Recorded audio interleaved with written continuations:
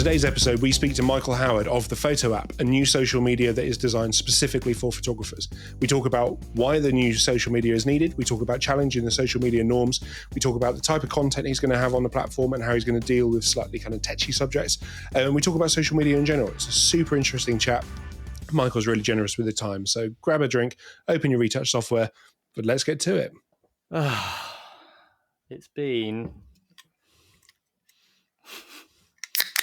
that kind of day. I will say we are both on tenterhooks wondering whether this is going to be a longer than 24-second record. We've been trying to do this now for 20 minutes, and all the gremlins in all the systems are just not going in our favour. Mainly Greg's system. There's a lot of gremlins in my system right now. I mean, yeah, you've obviously fed them after midnight. I have had a day, mate. I've had a day. Oh, different camera. Yeah. I'm in low D today. Low D. Low def. So hang on. So you've got 4 new kittens. 4 new kittens. From a cat that is not barely old enough to be having kittens. So that was, a nice surprise. Right. Yes, that's a bit of a shock to the system, right? So now I have 2 kids and 6 cats. How has this happened? My God. What's happened to my life? Yeah. When we started this podcast, did either of us have kids or cats? Oh man, yeah. Well, yeah. There's always been cats loitering, but I mean, do remember when you inherited them. You'll have to excuse me drinking on the podcast. But I will quickly say it is only 8 o'clock in the morning, and we don't advocate it. Oh man. But yeah, but things other than that, things are good. Yeah, stuff seems to be a bit busier than it was. Good. I'm not holding out any hope for that staying though. It's been a funny old year. Hasn't it? But yeah, been back in the saddle, doing a few little interesting jobs here and there. I'm just wrung out. I'm just tired with general life stuff rather than added work on top. But yeah, I guess that is a funny thing though, because I guess also kind of before COVID, do you remember we used to just be able to go for like days and days and days, and we would just be so used to working so hard. I'm sure this is the same for a lot of people, that COVID basically almost reset our bodies. So long days now feel really long. Like maybe, I'll get to the end of a long day and I'll be like, gee, like I'm knackered. I think that's also just having children, but and getting older. Yeah, probably those two things. Basically, it's good times. Yeah. No, I had had some interesting little assignments recently, and just been kind of one thing I noticed I've done. Did you ever get this when you've been not super busy, and then you start to get a few jobs in, and you're a little bit rusty, and you get on a shoot, and you find yourself overshooting because I'm a chronic overshooter anyway. Are you? Okay, that makes me feel better.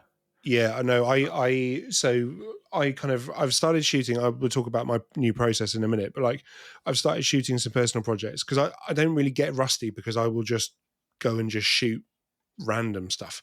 I'm just basically I have been rusty in the past, but I've realized it's good for me skills wise, but also really great for mental health to just set up personal shoots and just go and just it's really important. I've found that they're super important for me to go and do.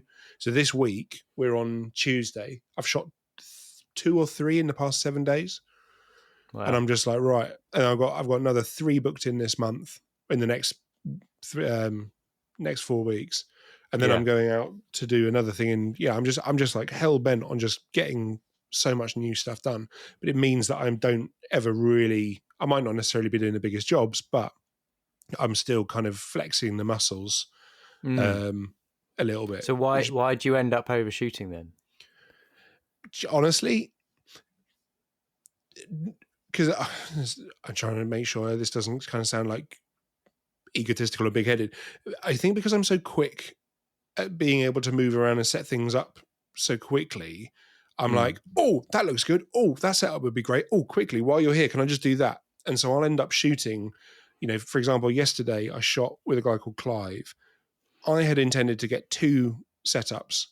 We Mm. ended up shooting 4 studio setups and 7 location setups.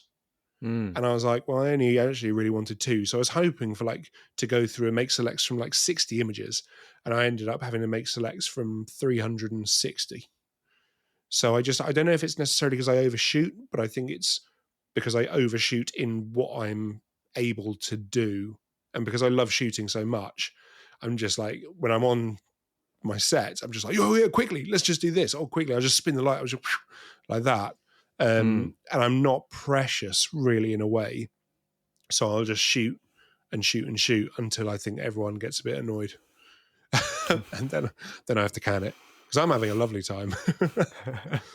I'm like, mate, you can just stand over there and just look tough for another few hours. And he's like, no, Yeah, no, we're all right. But how I many, guess. actually, this is an interesting chat. How much would you shoot on a portrait shoot for an editorial? Well, I tend not to overshoot those kind of things because there's a balance between kind of talking to the subject and then shooting and then relighting and Sure. whatever. I'm talking about overshooting on. I had a travel job recently, and it's much more kind of documentary. So you end up in situations where you don't know how they're going to evolve, and Hmm. obviously you're not necessarily setting them up because that's not what you're after. You don't want something contrived. You're kind of waiting for something to happen. But Sure. sometimes you don't know what that thing is, and you're kind of trying to shoot, especially if you're shooting kind of wide, shooting 28 or something like that, and you've got multiple elements in the frame, and you're trying to kind of get some kind of Alex Webb-esque moment of the decisive moment where everything comes together. Hmm. You can end up searching for that moment for far more shots with digital than you could with film. And I do wonder with film, you quite often, it's almost easier to look at contact sheets and be like, that's the picture, that's the photo. And there's, if you're shooting medium format, there might be 12 frames. But Right.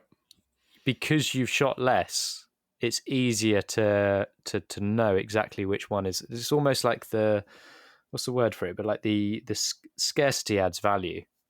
I think with Yeah, of course. digital, Absolutely. it's so easy to get kind of multiple frames that are so similar, and it's quite often happens on jobs with clients where it's kind of tiny differences that are going to be imperceptible to most people, Hmm. but people end up becoming fixated on it because you can get it perfectly right.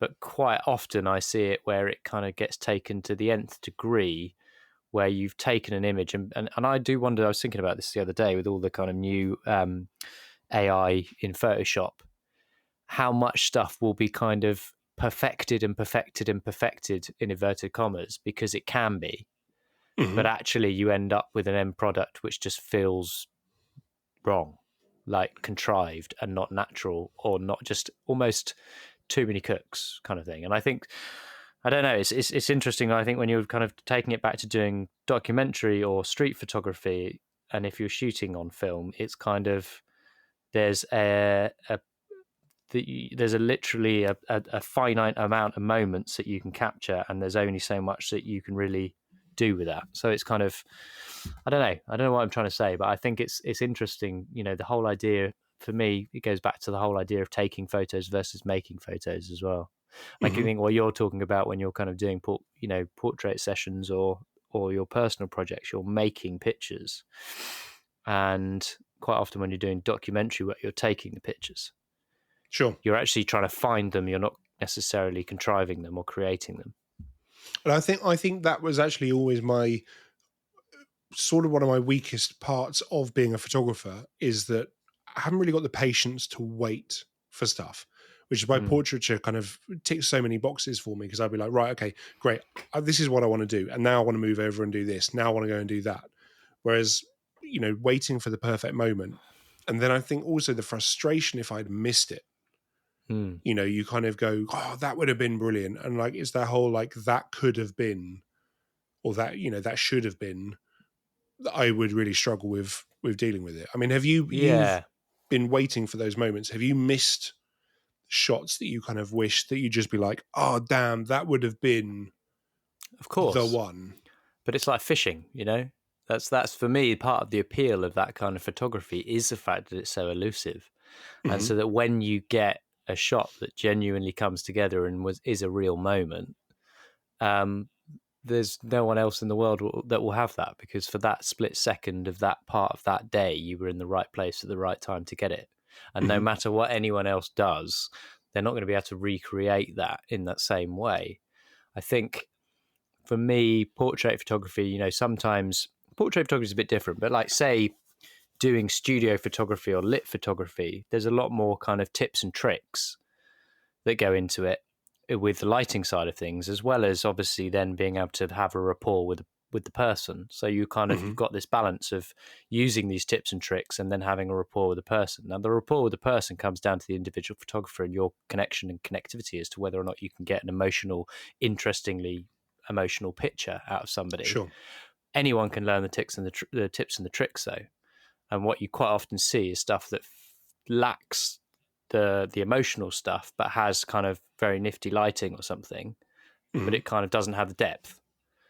So it's kind of, I find for me, if I kind of strip all that back and don't do, you know, focus on the travel or the documentary or street photography, for me, I've got a lot more kind of, that excites me a lot more, in the sense that it feels like you're capturing something in a bottle, quite Right. literally, that is far more elusive perhaps than something where you're going in and you're setting up. But obviously the thing is, you know, with commercial work, the majority of it is the latter. You have to be able to go in, you have to be able to have those tips and the tricks, and you have to be able to create the magic potion. Hmm.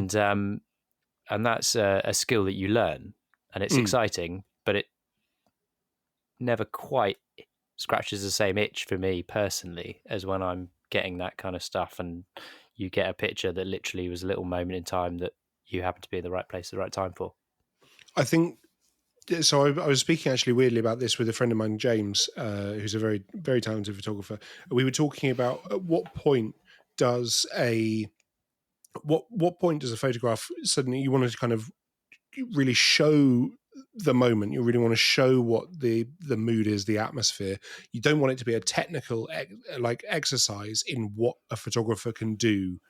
You know, that doesn't, it kind of lands and it feels a bit hollow. You Mm, know, it's like, oh look, here's an amazing technical exercise of what I can do, but then the photograph of the subject might look uncomfortable or it doesn't make any sense. And actually then at that point it really doesn't land. mm. So yeah, it's really interesting, especially kind of how it collides with portraiture, because I see a lot of stuff on social media, which is, look how good I am with a camera, look how good I am at lighting, whereas then the subject looks super awkward, or there's just nothing to the photograph, and you kind of go, well, that's real throwaway stuff. No matter Mm, how good you are technically, there's nothing really there for the viewer. What, mm, unless they're a photographer who is like, oh, how did you do that? How did you do this? There's not really anything for anyone else to be like, oh, that's a really moving portrait, or that, you know, I remember looking at that portrait and just being struck by it. You know, that rarely happens if you're just trying to show off your technical ability. We should all be technically good enough to be able to do that. And it's mm. really what, I guess, what you're trying to show, what you're trying to say with the portrait, that I guess You is the. quite often though, I do see photographers who are incredibly talented at capturing really beautiful, genuine moments and photos of the emotion, and actually, technically, you know, they're not there, but Mhm. actually that helps because it limits what they can do to what they're good at. So it's Right. almost like turning up to a shoot with, I've found this in the past personally. If I've turned up with too much kit, it almost gives me too many options, Mhm. and you could get bogged down in trying to get like a technically really proficient looking picture, but something that actually lacks. Guilty. Yeah.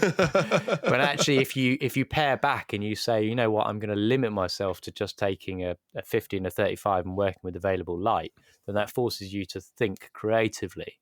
But of course, we very, very rarely do that on jobs because you don't want to be taking that risk.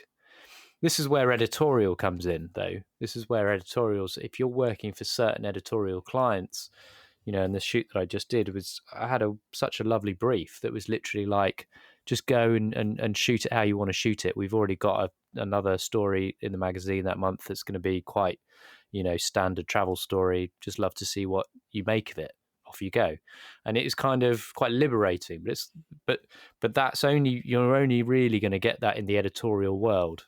And there is obviously a little bit of a dip in editorial at the moment, and magazines are struggling, and you do wonder whether or not there's going to be some other outlet, and maybe it is social media, if we want to lead into this week's discussion, where actually Mm-hmm. you can go out and experiment, and you can take those pictures which aren't necessarily to the brief of what the client wants.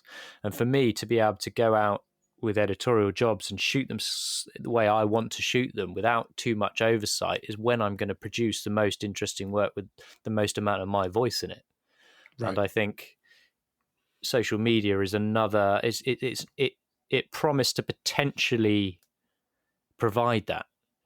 But where it's failed is people now see things like Instagram, especially, not so much TikTok, but as a place where they have to just put out effectively a version of their portfolio that's going to jump through a hoop, rather Mm-hmm. than actually putting out. I mean, people do it, but the majority of photographers tend to use it as a portfolio rather than as something that's saying, actually, this is maybe hit or miss. This is a bit Marmite. You might not like this, but I'm going to put it out there because I shot it and I like it.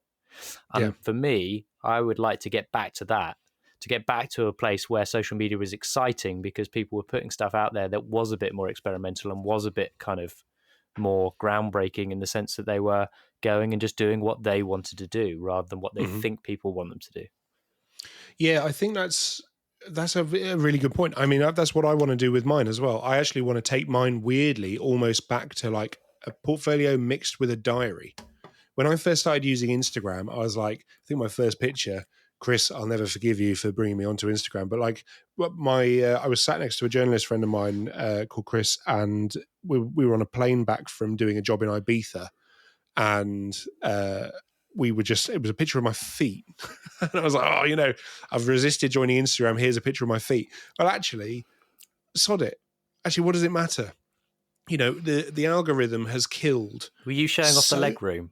Was that what it was? I think I actually was. I was in the bulkhead seat. I remember it very well because it's very rare that I get to sit on a bulkhead.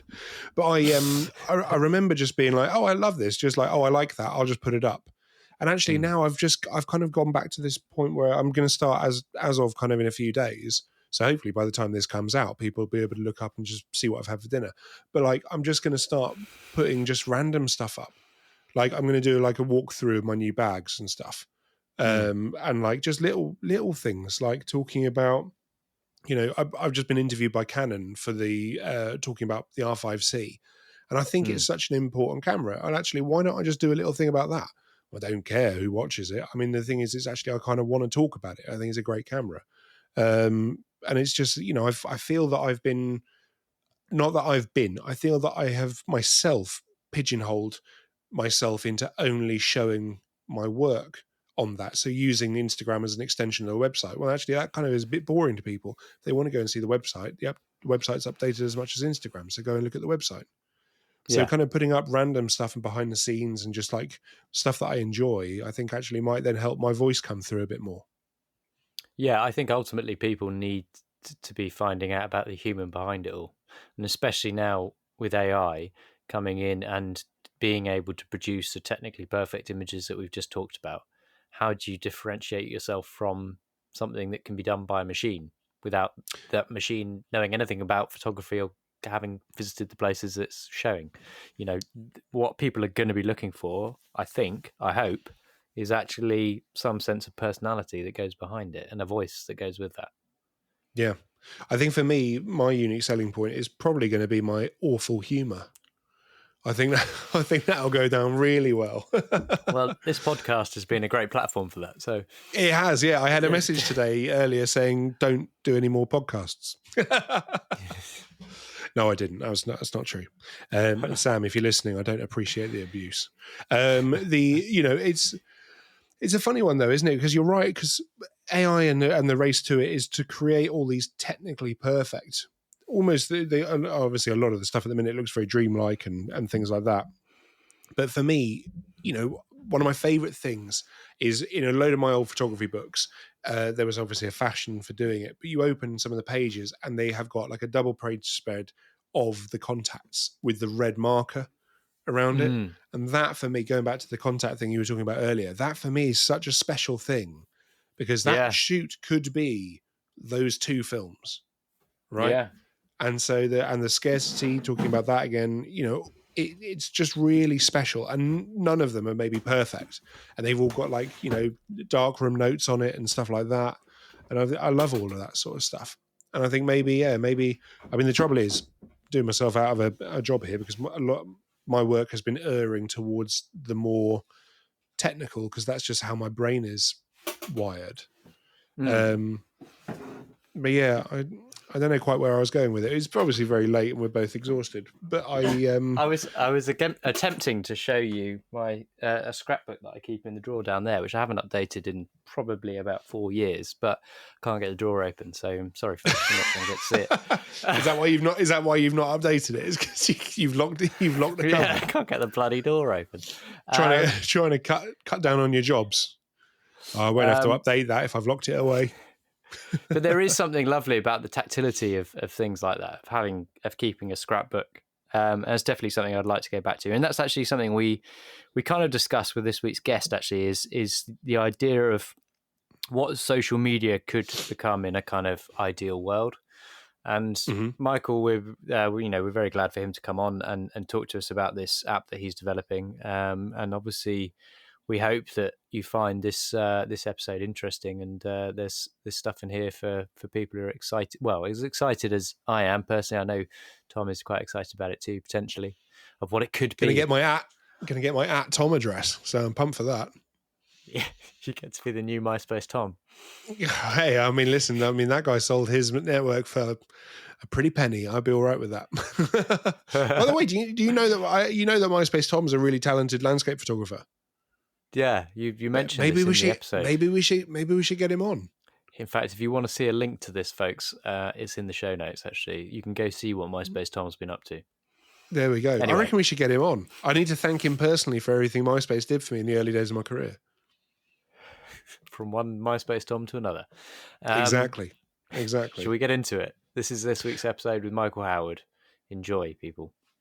This week on the show, we are delighted to be joined by Michael Howard. Michael is the founder of Musea and Foto app, which is what we're going to be talking to him today about. He's a former professional working photographer, which we will get into as to when he left that and why he left that. And he's joining us today from Nashville, Tennessee. We're really excited for you to be here, Michael, to talk to us about your latest project and venture, which I have to say, both me and Tom have been following with a keen interest and a little bit of kind of kids at Christmas levels of excitement. Okay, awesome. Yeah, thanks for having me. I'm excited to be here.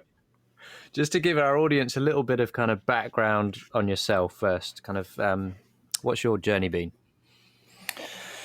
Yeah, so I grew up in Missouri, went to college, found photography then. So graduated with a BFA in photography around 2002. We moved to Nashville early 2004 and photographed weddings. When we moved to Nashville, I assisted for like 6 months or 8 months on a lot of big kind of commercial shoots with musicians and things with some of the main photographers here in town at that time. So, got to assist, do all the film, still film back then, all that. And then end up pushing into weddings. And the goal was eventually for me to do more like commercial kind of music editorial work is what I kind of wanted to do. Never really ended up having kids, and it just never really pushed into that all the way. Dabbled in it here and there. Mostly did a lot of weddings and things. And then just started to kind of burn out around 2010, 2011, because I knew weddings wasn't like my long-term goal for my life. I always saw myself as more of a trying to be more of a higher end commercial shooter, photographer, and just wasn't really necessarily in the cards, which is fine.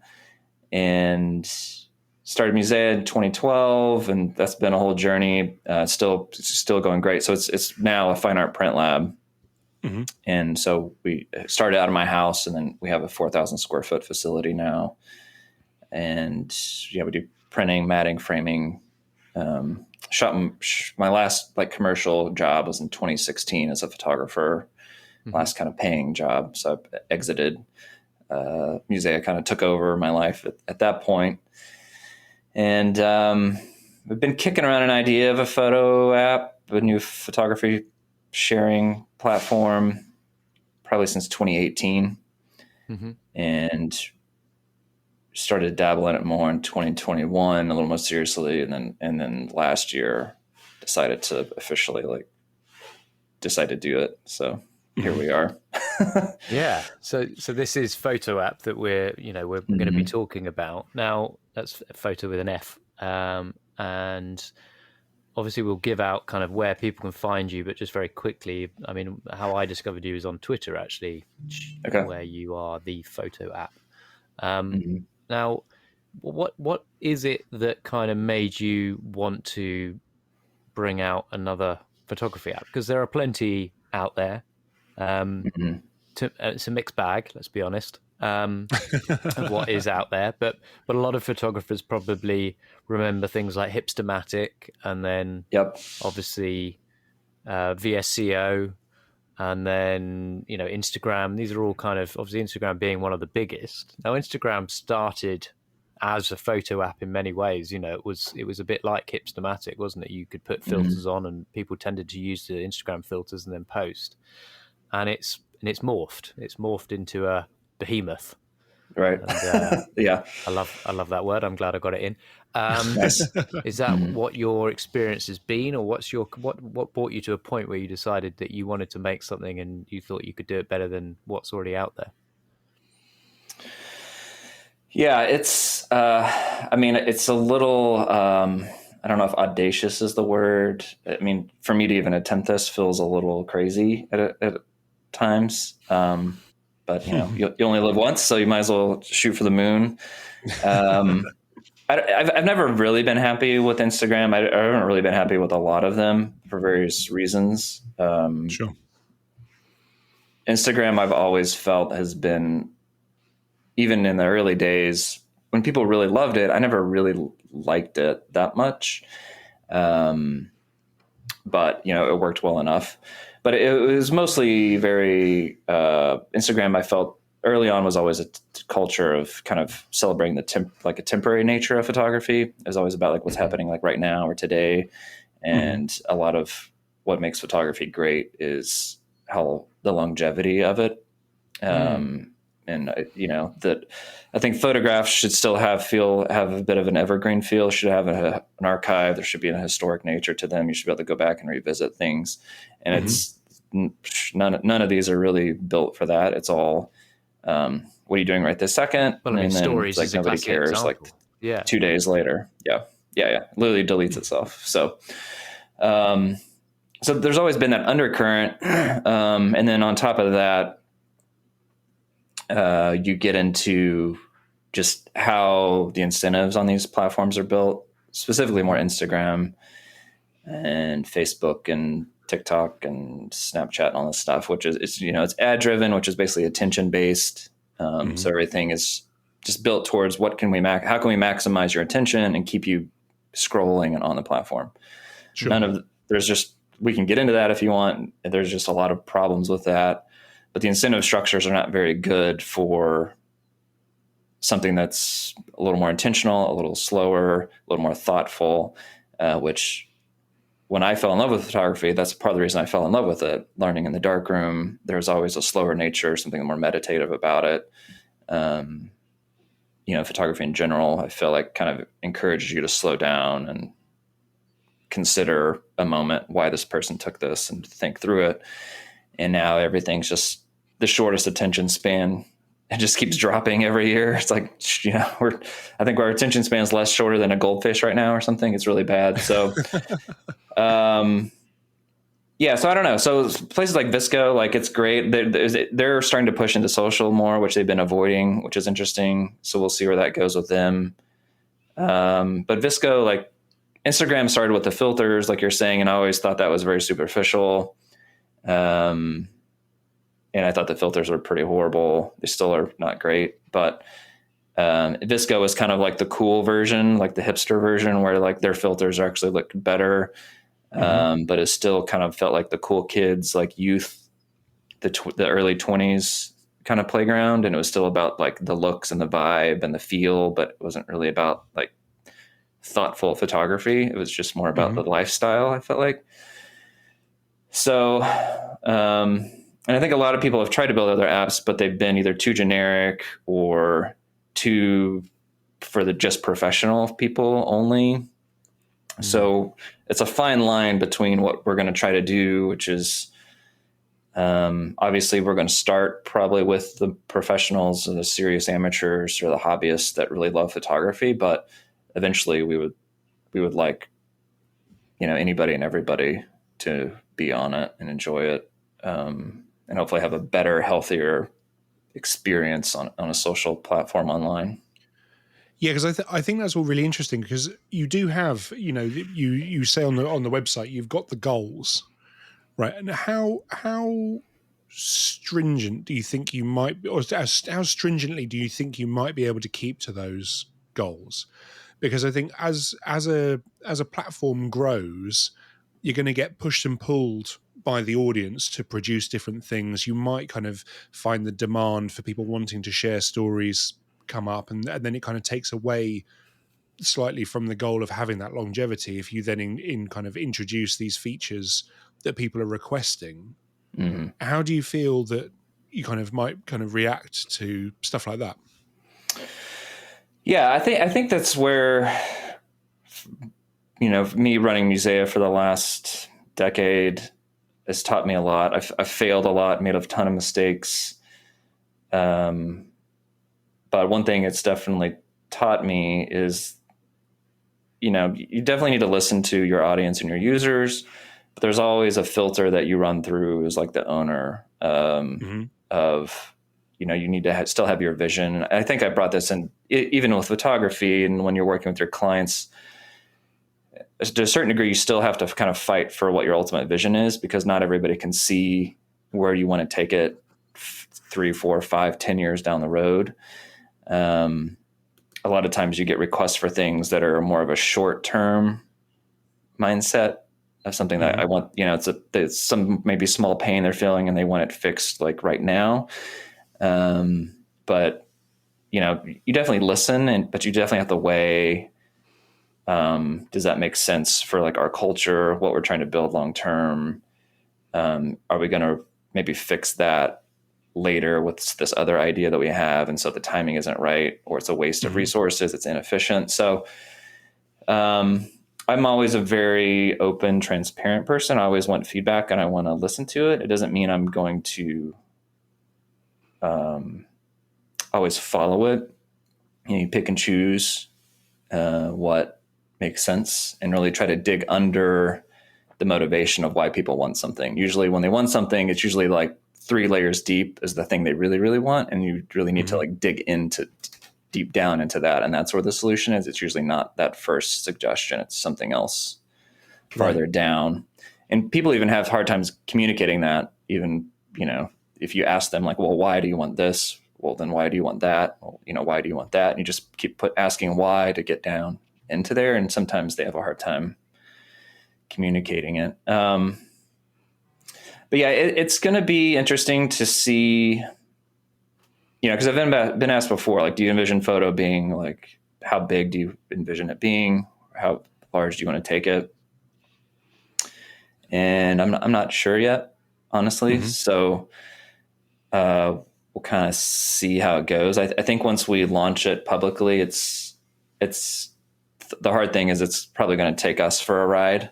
So we're going to have to, To a certain degree, Yeah. we're going to be trying for us to hang on to it and shape it as much as we can.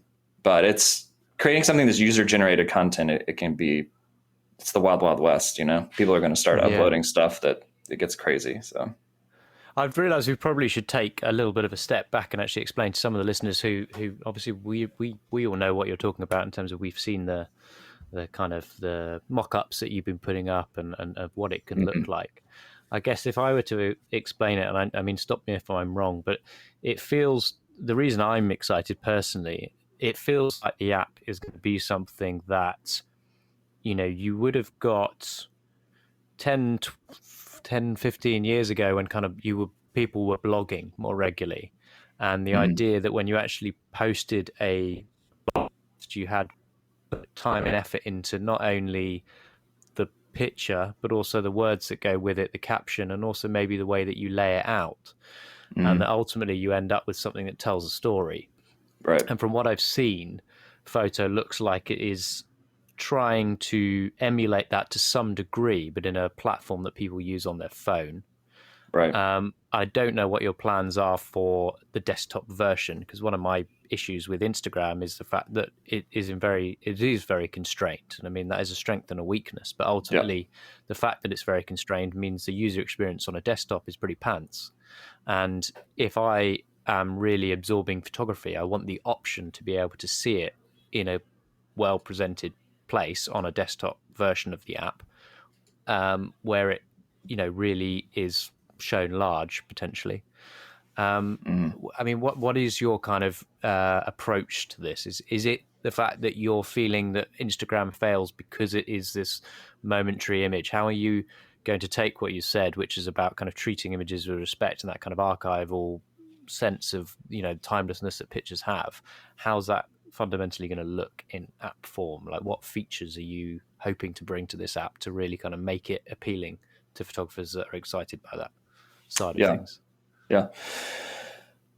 Well, we want to do a lot of things. So you touched on a few things. So I'll try to remember the sequence there. If I miss something, just remind me. So one, I think desktop is going to be crucial. So I definitely see us redesigning and making the desktop experience very, very crucial and important.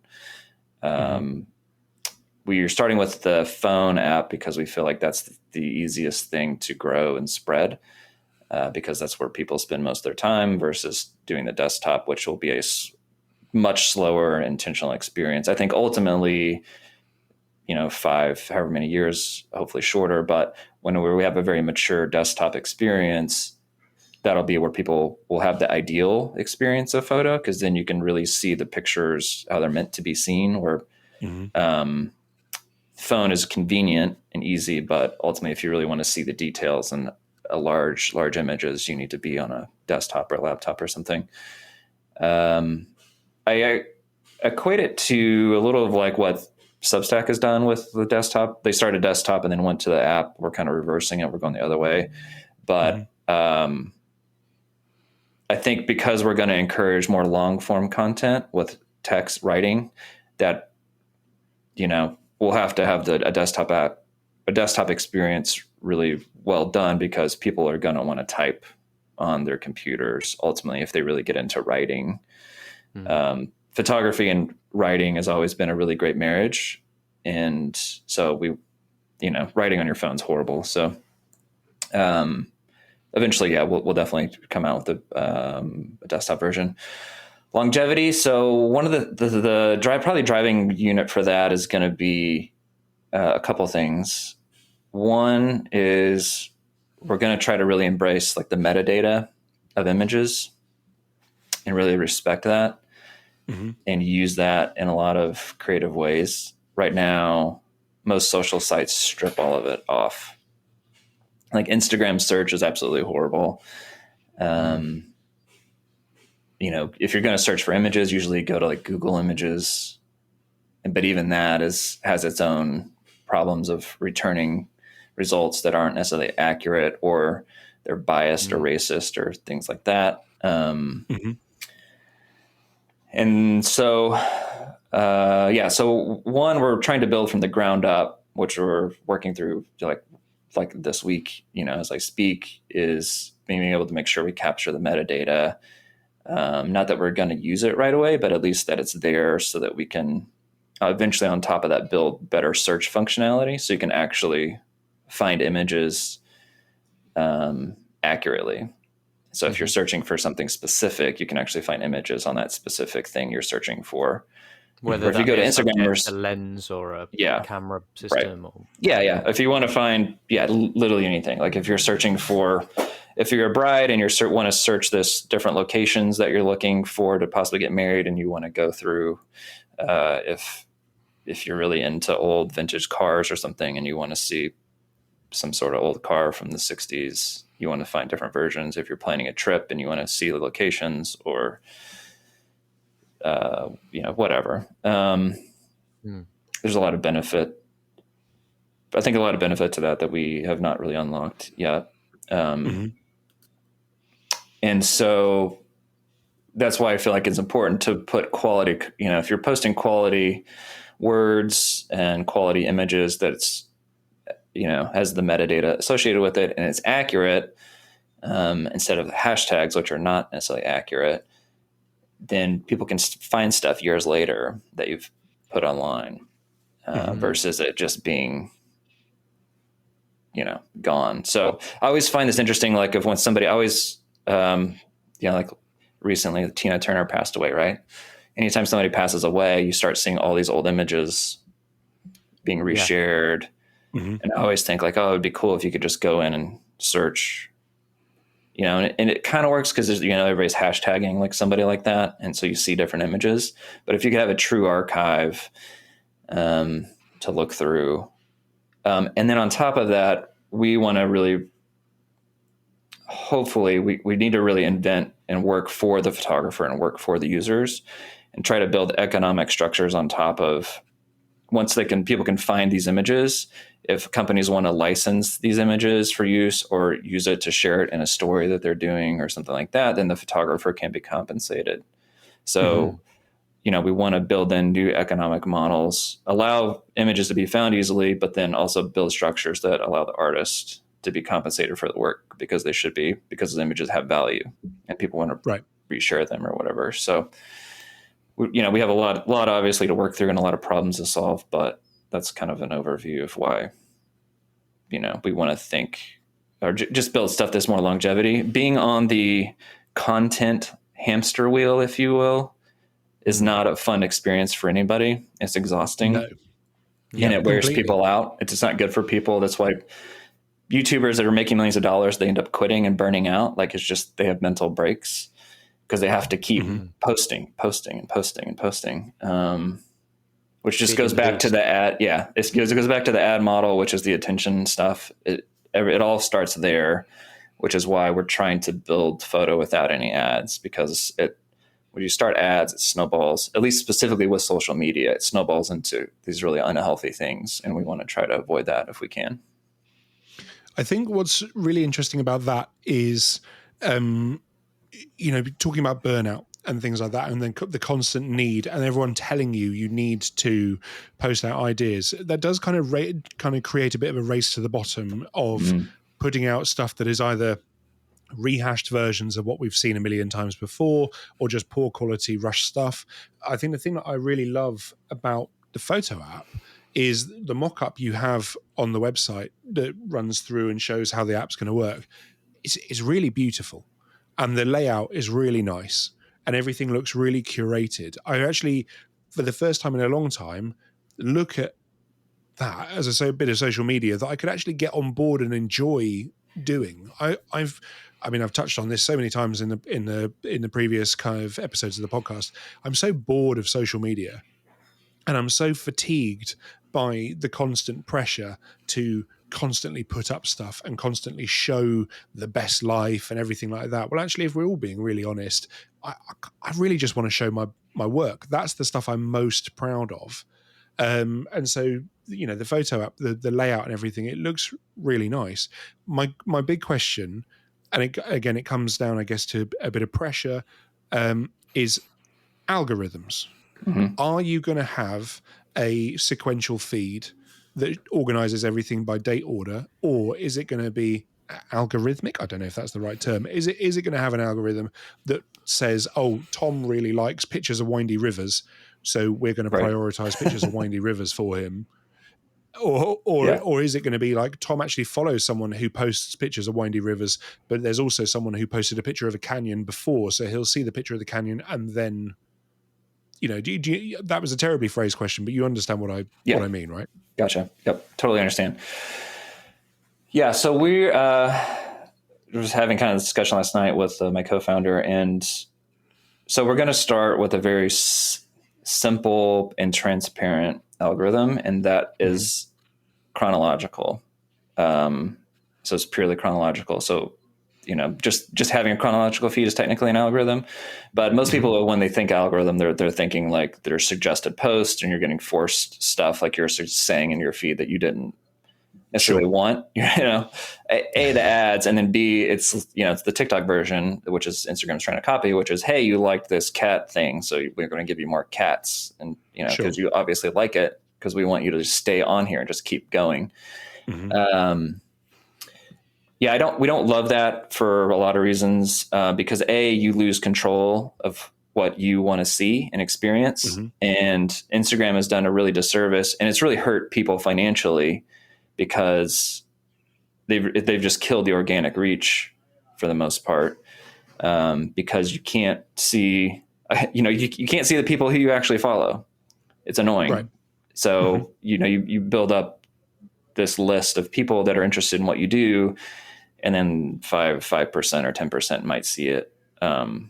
It's better to just have an email newsletter list, because your open rate is probably going to be 30 to 50 to 70%, versus versus the social post where it's like nobody sees it anymore. So our overall philosophy will be, if I could simplify it, one, you'll have a main chronological feed. I think eventually what I do like with Twitter is the fact you can make lists, right? And you can organize people you follow into lists that you have. So there's a lot of things I don't like about Twitter, but I do like that one feature.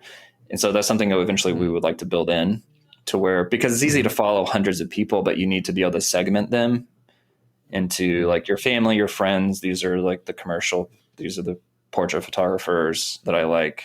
These are like the landscape photographers, whatever. And so that if you just want to go into a specific topic, you can just see the people that you're following that you've assigned to said list or whatever, but it still will be chronological. We will have to super useful for picture editors as well. Sorry, and art buyers, because ultimately they can then almost like bookmark people, right? And as a tool for professional photographers, that would be very useful to know that you potentially would be, categorized in some way if you need to. But also from the user's point of view, I mean, a feature that myself and Tom quite enjoy with Instagram is the ability to save images. And save them to boards, because that's really useful again when you're looking for inspiration or you're looking to create mood boards. That's which is like word Pinterest. Pinterest, a lot of people are using that for Pinterest, obviously, in like the 2012s and 13. I don't know if people still use Pinterest anymore. I guess so. Every time I go on there, I hate it because there's just ads everywhere. So again, ads are horrible. But I'm not a fan. So we, I think from the curator perspective, or if you're a photo editor or something like that, I think like something like that would be very beneficial, because you could create lists of photographers you potentially want to work with, and you want to follow work that they're putting out. And, you may have a job that comes up across your desk and you're like, oh, let me go to that editorial photographer that's really great with celebrities that does this certain style, and you can find them easily. Things we'll have to work against is like, if it's chronological, you really have to work against people like posting constantly and just filling your feed with like 10 straight posts. It's something we're going to have to figure out of how to not let people do that, and or a spam account or something like that would just take over.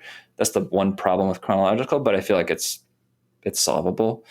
Could you ban people or kind of have a limit on, you're maybe allowed to post once every 6 hours? Yeah, I've thought about stuff like that. I think we'll test different options. If you're posting so many times within a certain time frame, like pause their ability to post again, or and basically put them on a time delay for 6 hours. I don't know. We'll have to figure it out, but there's a lot of options, I think, to solve that, to where the chronological is still a good experience for people. And so going back to kind of your algorithm question, I do think it would be, because right now social is all about like the suggested, right? Every time you go into Twitter, any of these other, TikTok, Instagram, it's all the main feed they force you into right away is the suggested feed, right? Like, here's the stuff we think you're going to like. I think that can be an interesting thing to have, but for us, that's like priority 5, and it should be in a tab that's like a discovery or search or explore or something like that type of a name that you willingly dip into when you want to actually discover new people or find new inspiration. You go there for that, but it's not like forced on you. It should be your instantly. choice. It should be your choice to go into and discover things. And instead of, I think there's a way to make a healthier algorithm instead of just showing you more of what you like. It should be a mix of like you typing in maybe stuff you want to find, or having a balance of like, you've requested this, here's also potentially some things that are opposite of it or adjacent or in this other lane, so that people are not too siloed into the content and the things that they're seeing, that there's still a breadth and width of topics. So one thing that we haven't talked about, which is going to be sort of the elephant in the room and is a big deal for me and Greg, is where do you guys come down on video? Yeah, I mean, I don't know. My plan is to try to, I don't know, avoid it as much as we can. Okay. I think that's going to be the number one thing that we're going to get pressure on if people like it is, can you add video? And so I'm not saying probably never, but it kind of becomes, I don't know. I think if we introduce it, it needs to be in a very limited, specific context. And so I'm just not sure yet. So sharing images online is difficult. It has so many problems already that adding video, it seems it's another like another level. So we'll see. So eventually we would, the stories thing I think is interesting for stuff that is very temporary. I don't know. We'll see if we do that or not. We would eventually like to have like a subscriber tab so that if somebody wants to subscribe to somebody's, like a paid subscription option to somebody's, feed channel, whatever you want to call it, that they could do that. Maybe video in there would make sense in terms of if somebody's an educator or they need to go deeper on stuff. Sometimes video, you can just communicate a little deeper in ways. Sure. So I'm not sure. Yeah. So we're not necessarily ruling it out, but we just want to be very, very thoughtful of if we allow it, where it goes, because for us, the images are still the priority, and we do not, videos everywhere already anyway. So we don't want to just become another like place that just pushes video. So. Cool. Another big area, I guess, for you is going to be tackling kind of censorship or freedom of speech, which is obviously becoming. I mean, let's not go down the route or the road of discussing how Elon Musk's version of freedom of speech has worked on Twitter, but obviously that does highlight the issues with the idea. I guess with the visual medium, there are different difficulties that you're going to be facing. Yep. Yeah. Yeah. This is where it not gets fun. This is like the not fun part. Yeah. I guess you're going to write it out and see what's what type thing. There's a lot of, it sounds like there's going to be a lot of kind of discovering testing, live kind of testing to some degree to see what works and what doesn't work. Yeah. Or is that right?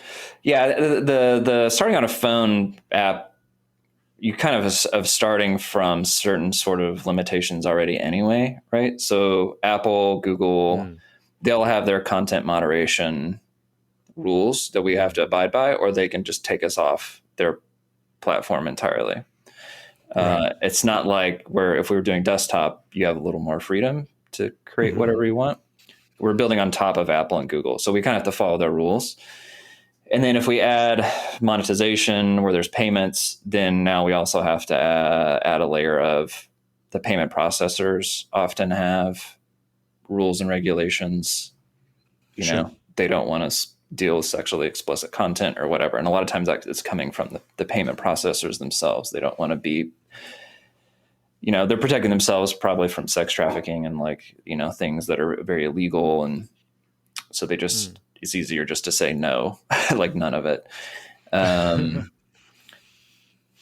with anything, like when you're building something, 99% or 99.9% of stuff is fine, but it's where you have to set up the guardrails is for that 0.1% of users. They're going to try to upload very graphic, very violent, you know, either hatred or bigotry or racist or, you know, sexual content that you may not want.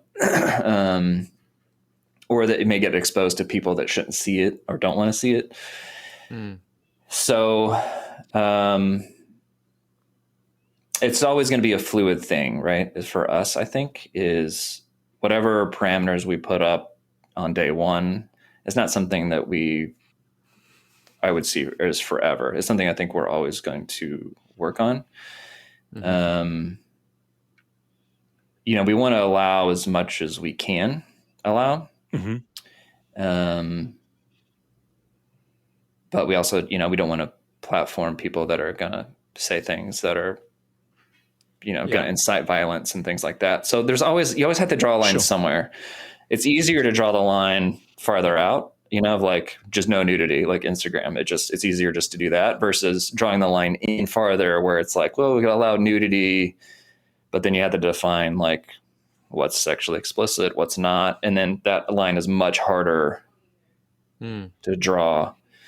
Where if you're just like, you know, no nudity, then it makes it easier for them. So that's partially, I think, why they do it. But yeah, I don't know. For us, it's all about just it's being transparent. Like, even if we're not getting something correct, what we want to do and what I want to do is just say, this is like why we're doing it. This is our thought process. This is like the content rules we have now and why. And we will, you know, we're looking to kind of modify them XYZ over time, you know? So I think part of the problem with people that have the Instagram and things is because they'll just get banned and there's no explanation. There's no transparency of like what the process is of stuff getting filtered. And then if you do get banned, there's like zero customer service. So you can't get anything reviewed really. Like Danny Lyon just got kicked, like his just got banned. He had to create a new Instagram account, you know? And so it's like, you know, it's very difficult. So there's a scaling problem with content moderation because so much is coming in. You can't have a human look at everything and make a judgment because you're literally drowning in picture. It's just too much. And it's led to some bad stuff. Is here a argument that AI, for example, could help? You know, every image that gets uploaded to the platform is analyzed by AI. Anything that is flagged as having a child in it or nudity or anything that it kind of matches whatever the filters you have set up on it, that could help maybe a small startup like yourself, you know, overcome those issues. I mean, I don't know if that technology exists yet, or I mean, I don't think it'll be long. And I would assume that the big platforms are going to be utilizing that to, you know, try and get moderation under control. Right. Yeah, and I think it does exist. I think they're doing that to a degree now. I don't know exactly how something like Instagram does their content moderation, my guess is they're doing a mix of AI that's flagging stuff, but then they do also have a mix of like content moderation people that go through stuff. Sure. But even that is like, Radio Lab did a really great podcast episode on this, like 2017. But that is really nasty. Kind of a hidden part of social media right now is the people that have to do the content moderation, like the humans. They're paid very, very low, like $2 an hour, or like to very see low. some of the nastiest To stuff. see the worst of the worst of the worst. They have to make snap judgments within 5 seconds because the next image is coming. Right. Wow. And they often have very mental health issues. They don't get the type of like breaks and things, and they just get right because, and then people get banned. Yeah, it's horrible. Yeah, it's a pipeline of horror. It's everything like, but you know, in the US and probably UK and the EU, they experience a very clean, the best version of the social media. But as soon as you get into some other countries, the moderation isn't as tight. And so there's stuff like beheadings and things like that are surfaced publicly constantly. And so it's, you know, you got to figure out a way to deal with it. So it's hard. Twitter is pretty wild now, you know, like the amount of videos coming out of Ukraine that have, you know, containing dead bodies or people being killed, you know, and it's stuff that anyone can access. It's kind of pretty crazy, really. Yeah. Yeah, and it shouldn't. And the problem is the suggested stuff. It's like pushed into you, like you shouldn't see. So one idea I have for content moderation. Well, there's a couple. One, I think it would be interesting if there were labels on, like, as you're posting stuff as the user, like as the artist, you put your own label on it, and maybe we have some defined labels in terms of like, this contains nudity or this contains violence or whatever, kind of like you would with a TV show, right? And then the people that are in your feed, or if somebody chooses to follow you, they're knowingly following that you post that type of content. Right. Kind of like you're knowingly watching a rated R movie, like kind of a thing. But you know, going in, it says this is R for this, this, this, and this: gore, sex, you know, smoking, whatever. Right now, there's no labels like that. The artists aren't encouraged. The artists aren't encouraged to do that. And then I also think users, like how Wikipedia is edited and shaped. I think there's maybe some things where the community that Foto could be around could help moderate some things in exchange for compensation or some sort of other benefit. Still working through that. But then also a mix of AI with maybe that wouldn't ban something, but would at least filter it and flag it and push it into properly trained, you know, humans or staff that look at it. You know, and then if it filters down further, you could have your rules of like, if it gets flagged so many times, then it gets paused. I don't know. There's just, I think, ways to organize it better and be thoughtful about it. Where right now, just even Instagram's top 5 company in the world, it just feels very clunky and impersonal and horrible. So, so if there are photographers listening to the show that kind of are interested to get involved, have you got a beta going out this year? Have you got a timeline of when you hope things to be kind of running? And is there a process for people feeding back or suggesting ideas, you know, to you? Yeah, so we're working on the private beta right now. It's not out, so we're still building it. You know, software is kind of a tricky beast, but you know, we're aiming, I would say, for July, August for a private beta launch. You know, we'll see how we're making good progress every week. Obviously, we also have to get approved by Apple and Google, and so our timeline is also kind of dependent on at their whim and the mercy of how long that process takes. But yeah, I don't see, at the pace we're going, I don't see how we would not release a private beta version this year for sure. And that is definitely like private and only people that are going to be on a specific list, which right now we actually have for anybody that donates at least $5, like a one-time fee, like basically buy us a cup of coffee, then you'll get on the list. And then that just helps kind of fund the development. We're capping that to around 5,000 people. And that way, when we get the private beta out, we can really, it's more so we can get the feedback. I haven't set up the website or anything yet for that, or a place to get feedback, but we will. So I have a Squarespace site, so I could set up some sort of membership thing there, or, we're on Substack, so I could always create kind of maybe a chat area there or something, but yeah, we'll set it up. Would the founding kind of 5,000 members, would they have a little gold tick? Or you know how people like treasure these things, like the blue tick, obviously everyone loves the verified thing. Can anyone have like a gold dot in their username or something that people would be like, right. okay. Yeah. I don't know. I haven't thought about that. My hunch is no. The benefit of this is that you would get your whatever username you wanted. So if you want @Steve or something, you could get that. So versus some really long thing with a bunch of numbers after it. Can I have @Tom? Yeah, sure, maybe. Isn't that already taken by the guy from MySpace? Hey, look, MySpace Tom.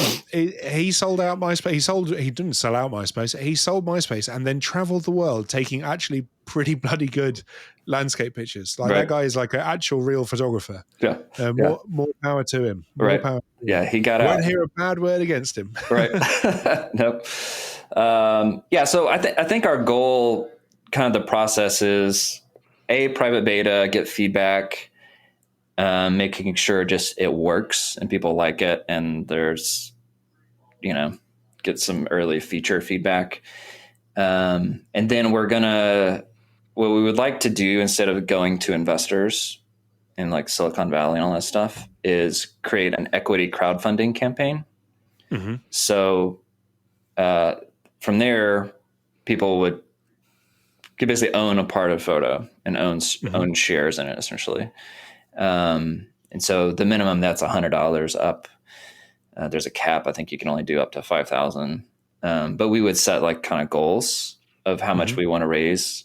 In the US, we can raise annually up to 5 million a year. We can't do any more than 5 million. So for us, we would rather we'd rather see the community invest in it and actually like literally own part of the company. So if we do ever sell or anything like that, you would actually get money. You would get money back because you would have stock, versus going straight to like VCs and who's just going to want to push an ad model on us, which we don't want to do. Sure. I mean, I'd really do a grassroots. Just really do a grassroots thing, and we can do 5 million every year. So if we could keep our operating costs under that and eventually monetize it the way we want to, then we may never need to actually raise pure like VC money. But that's kind of our goal. So, I mean, I'm glad you bring up operating costs, because I would imagine running a busy social media website and app is just, from a storage point of view, especially if you're talking about longevity, that is storage that's never going to go down. That's always going to be storage that grows and grows and grows. I assume you guys will just keep funding it from raising the up to 5 million a year and aim for it that way. Do you think you might ever be pressured into an ad model just because of the operating costs?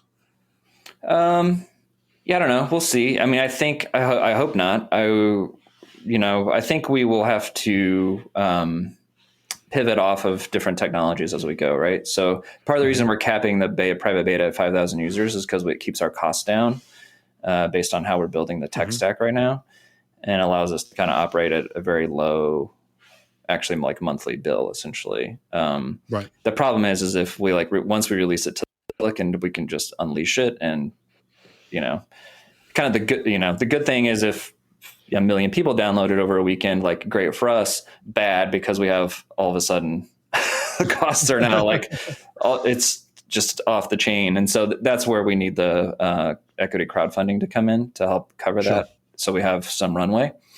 But we really have to come up with a way to monetize that we can avoid ads if possible. So, and I think some of that is just even for maybe if you're not a professional, but you're just the everyday user, them having a monthly fee or something for storage, essentially. Like if they're wanting to archive their family history, their family photos, like you weigh with, with iCloud, with Apple or Google Photos, like you end up having a little monthly, it's $5 a month or something, but you get 200 gigabytes or whatever, and helping kind of offset that. So we're going to have to build multiple streams of revenue to survive. Right. So excellent. Well, I mean, it sounds exciting. If people want to kind of find out more and get involved in and kind of signing up to your beta, where can they go to do that? Yeah, the website's just photoapp.co, so fotoapp.co. If you go to photoapp.co/beta, that's where you can donate, sign up. And yeah, then we'll email people out from there. We have a Substack. If you do a paid subscription on the Substack, you would also be on the list because we'll have those the names of those people that are on our paid list there. Yeah, it's been really wild to see how many people, like, we do not even have an app yet, and the amount of people we've had donate has been just encouraging, because it just, to me, it verifies that there's at least a small segment of people that want something new. And what we have released, they've liked the look of and liked the direction of. And so that definitely keeps us going and encouraging us to like push forward and innovate as much as we can. Yeah, I mean, it definitely shows that there's an appetite for this, and I'm me and Tom are both people who can attest to that, because I do think that there is a real gap in the market for something for photographers to actually take back a little bit more control about how your work is, viewed and considered, and rather than having to kind of play into the constraints of social media apps, which are predominantly for, content creation rather than actually people who love photography. So before we get to the end of the show, we always like to ask our listeners, our guests, about their desert island camera and their desert island photo book. I'm not sure if we sprung this upon you before or not. I can't remember. I told you we were going to do this. I'm prepared. Good. So obviously, let's start with your desert island camera. Okay, so I don't know if this is going to be boring for everybody. I was really weighing between two, right? So I had an X-Pan at one point, and I really loved the X-Pan. But I think my favorite camera of all time is just going with the classic Hasselblad, like 500C, just film, waist level viewfinder.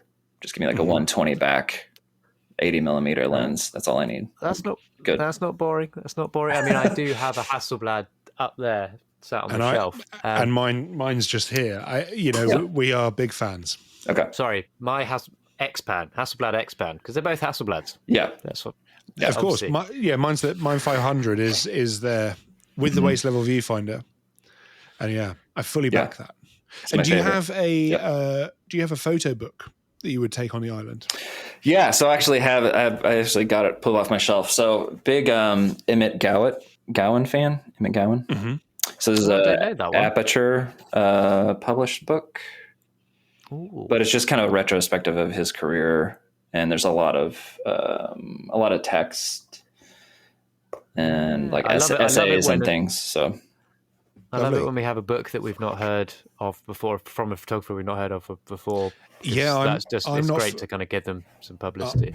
I'm not familiar. Yeah, that looks like a great book as well. Nice and thick as well. Yeah, it's very thick. Yeah. So Emmett Gowan, a lot of people know kind of Sally Mann, I would say, right? So Emmett Gowan's like, Sally Mann is like inspired, kind of comes after Emmett. So Emmett photographed his family in Virginia. They came from very humble means. They were out on a farm. And so he photographed his wife a lot.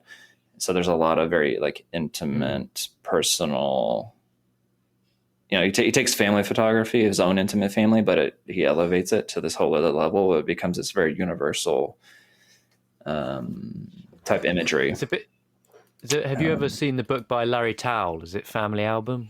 That's Larry Towle, who's a Magnum photographer. He and also did a lot of projects on the various Mennonite communities, I believe, in North America and Canada. I think he's based in Canada, or he's from Canada. But yeah, his book is kind of very focused on his own family, and I think sometimes those pictures can be the most powerful ones because you're intimately connected to your subject in a way that it really drives you to want to create moments. And to go back to kind of tie it all back in, I guess, to what you're trying to do with the app, it's when you're I've personally found this, when you're photographing your family, especially when you've got young children, there's a real sense that what you're doing is capturing this moment in time that really is going to be gone because children grow up so quickly. And there's some sense in that of the power of photography. It almost like reminds you what photography is all about. The fact that photography really is a time machine. It's this little magic box that captures these slivers of time for prosperity.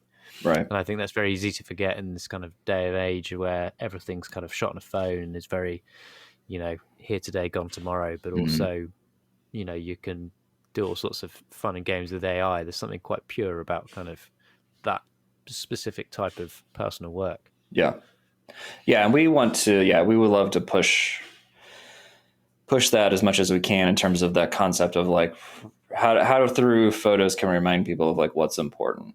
They're just about the human experience. And do that through reminders. You asked about video earlier. I'm actually more interested in audio. I think audio and the still image is extremely powerful. Where I think if you had a picture of like your daughter and she's 5 and you had some audio of her like talking about something where you asked her questions and it played while it had the image of her over it, and it just those were kind of linked together, are very, very powerful. Definitely very powerful. Or you're interviewing somebody and you have a still of them or a portrait or a story or I don't know. There's ways I think we can really play with the medium and push it and see what we can come out of it and just where people can make very thoughtful things. The one thing I did want to mention about the photo app before we go, the other thing I do want to do is kind of touching on this with the family thing is we do want to encourage like prints. This is me coming from my owning a print lab. I think printing your work and having physical copies of images is crucial. And so even if it's just the family photographer or somebody wanting to go on to like find art to buy for their house, I would like for them to be able to place those orders and be able to get prints directly within our app and not have to leave and go to somewhere else. And make something that is just a very smooth buying experience, and it's very built specifically for like wall art or prints that are smaller you can hold in your hand, or eventually like pre-build a family album for somebody and like they can just hit buy and it's done, but at least they get a book of their kids' lives this last year, stuff like that. So that's a great idea. Well, listen, there's a lot to be said for what you're planning to do and what you're hoping to do, and I hope that, I know that some of our listeners will certainly be kind of looking to support you with it. Thanks. So all's left to say is thank you so much for coming on today and giving up your time to talk to us about your exciting prospects. Absolutely, thank you. Yeah, really appreciate it. No, I'm honored to be here. Really appreciate you guys reaching out. Maybe we can chat again sometime as we get this thing launched and get some more progress and feedback. So appreciate you. Absolutely. Well, no, we'd love that because I need to speak to you about getting that @Tom address. Yeah. Okay. Cool. Sounds good. Thanks, Michael. Yep. Cheers. Thank you very much for listening to the latest episode of the Exposed Negative podcast. If you'd like to support the show, you can do that by heading to our Patreon or doing one-offs. The details are on the website, and the Patreon is patreon.com/exposed negative. We'd love it if you subscribe to our YouTube channel, which is youtube.com/@exposed negative. And obviously, we're on Instagram, which is xnegative. If you want to follow us personally, mine is tombarnes.com on Instagram, as and the website. And then Greg's is at Greg Fennell, and that's Funnell. So, thank you very much for taking the time to listen, and hopefully you enjoy the next one.